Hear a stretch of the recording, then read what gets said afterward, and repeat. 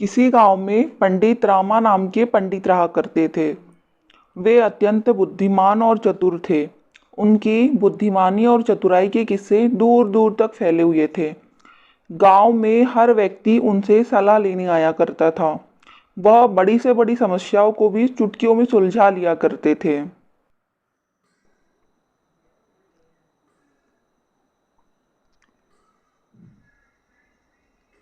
प्रणाम पंडित जी। मैं यहाँ से गुजर रहा था तो सोचा आपसे मिलता हुआ चलूं। प्रणाम भाई गोपाल। और बताओ कैसे हो? तुम्हारी गेहूं की फसल कैसी है?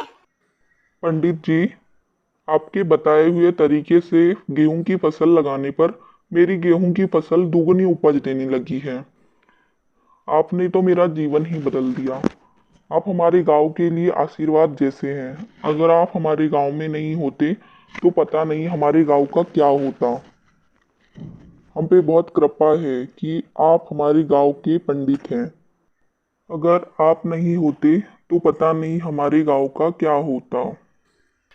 अरे नहीं भाई गोपाल, यह तो सब ऊपर वाले की कृपा है और आप सब लोगों का मुझ पर भरोसा है।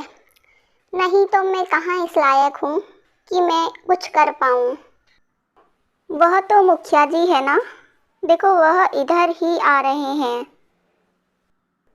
पंडित जी गोपाल से बात कर ही रहे थे, तभी वहां पर गांव का मुखिया आ जाता है और पंडित जी उनसे कहते हैं।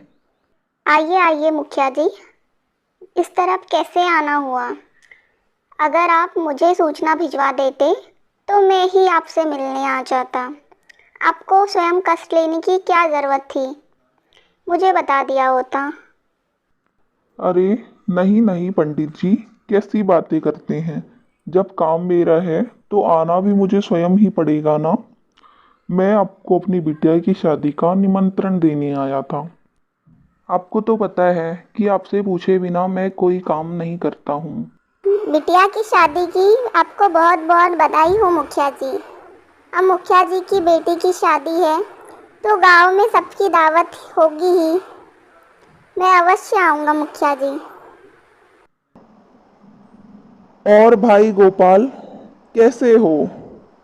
पता है ना तुम्हें कि मेरे घर किसी भी कार्यक्रम में तुम्हारे घर से ही गेहूं आता है। जी मुखिया जी, जरूर। यह तो मेरे लिए बहुत खुशी की बात है कि मैं आपकी बिटिया की शादी में मेरे घर से गेहूं आएंगे। ऐसे ही समय बीतता जाता है और पंडित रामा समय के साथ साथ और भी ज्यादा प्रसिद्ध होते जाते हैं। यह बात उस राज्य के राजा तक भी पहुंचती है। मंत्री जी, हमने अपने राज्य के पंडित रामा की बहुत प्रसिद्धि सुनी है। अब तो हमारा उनसे मिलने का बहुत मन कर रहा है।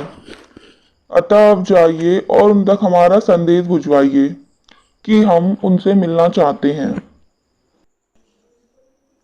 जी महाराज, पंडित रामा हमारे राज्य के सबसे बुद्धिमान और चतुर व्यक्ति हैं। उनके किस्से दूर दूर तक फैले हुए हैं। मंत्री जी, आप शीघ्र जाइए और हमारा संदेश पंडित रामा तक पहुंचाइए। हम उन्हें अपनी आंखों से देखना चाहते हैं कि वे कितने बुद्धिमान हैं। हम उनकी परीक्षा लेना चाहते हैं, तभी हमें संतुष्टि होगी। जी महाराज, मैं अभी सैनिक को भिजवा देता हूँ कि वे पंडित रामा को बुलवा लाए।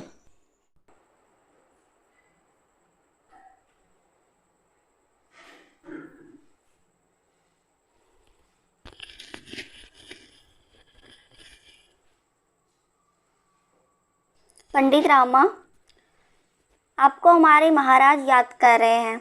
उन्होंने आपके लिए संदेश भेजा है कि आप शीघ्र ही दरबार में हाजिर हो। ठीक है, चलिए मैं आपके साथ चलता हूँ।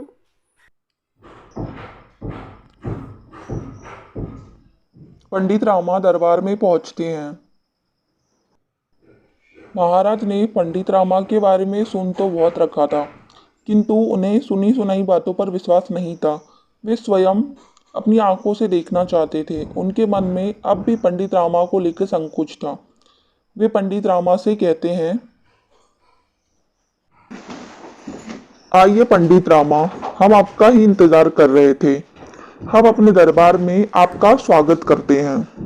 हमने आपकी काफी प्रशंसा सुनी है और आपकी प्रशंसा सुनकर हमसे रहा न गया और हमने आपसे मिलने के लिए आपको संदेश भिजवा दिया। किंतु आपको तो हमारा स्वभाव पता ही है कि हम सुनी सुनाई बातों पर भरोसा नहीं करते हैं। अतः जब तक हम अपनी आंखों से आपकी बुद्धिमानी देख नहीं लेते, तब तक हम यह भरोसा नहीं कर पाएंगे कि आप वाकई में उस प्रशंसा की योग्य है अथवा नहीं। तो आपको हमारी परीक्षा से होकर गुजरना होगा, तभी हम संतुष्ट होंगे। तो बताइए पंडित रामा, क्या आप हमारी परीक्षा देने के लिए तैयार हैं अथवा नहीं? जी महाराज, मैं आपकी हर परीक्षा के लिए तैयार हूँ। बताइए महाराज कि मुझे आपकी परीक्षा के लिए क्या करना होगा जिससे कि आप संतुष्ट हो पाए। बहुत अच्छा पंडित रामा, हमने आपकी बुद्धि की ही बहुत प्रशंसा सुनी है। तो हम चाहते हैं आपकी जैसी ही बुद्धि हमारे राज्य में हर व्यक्ति की हो। हमारा राज्य बुद्धिमानों का राज्य हो। इसीलिए हम चाहते हैं कि आप हमें बुद्धि का फल ला कर दें, जिससे कि हम उन्हें अपने राज्य की प्रजा में बांटकर सभी को आपके जैसे ही बुद्धिमान बना पाए। बताइए पंडित रामा, क्या आप हमें बुद्धि का फल लाके दे सकते हैं? महाराज की बातें सुनकर पंडित रामा कुछ देर के लिए सोच में पड़ जाते हैं। फिर वे महाराज से कहते हैं, ठीक है महाराज, मैं आपको बुद्धि का फल लाकर अवश्य दूंगा, किंतु उसके लिए मुझे कुछ समय चाहिए। मैं आपसे 1 महीने का समय चाहता हूँ, क्योंकि बुद्धि का फल इतने जल्दी नहीं मिल पाता है। उसके लिए 1 महीने का समय लगता ही है। और महाराज, यह फल एकांत में ही तैयार किया जा सकता है। तो महाराज, मेरी आपसे विनती है कि इस 1 महीने के दौरान ना कोई मुझसे आकर मिले और ना ही किसी को यह पता हो कि मैं कहाँ पर हूँ।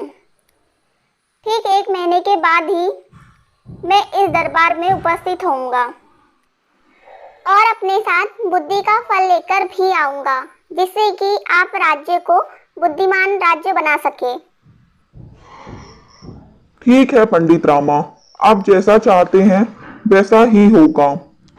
किंतु चूंकि आपने ही हमारी यह शर्त स्वीकार की है, आप स्वयं ही हमारी परीक्षा देने के लिए तैयार हुए हैं, अतः आप हमें 1 महीने बाद बुद्धि का फल लेकर ना दे पाए तो हम आपको कारागार में डलवा देंगे।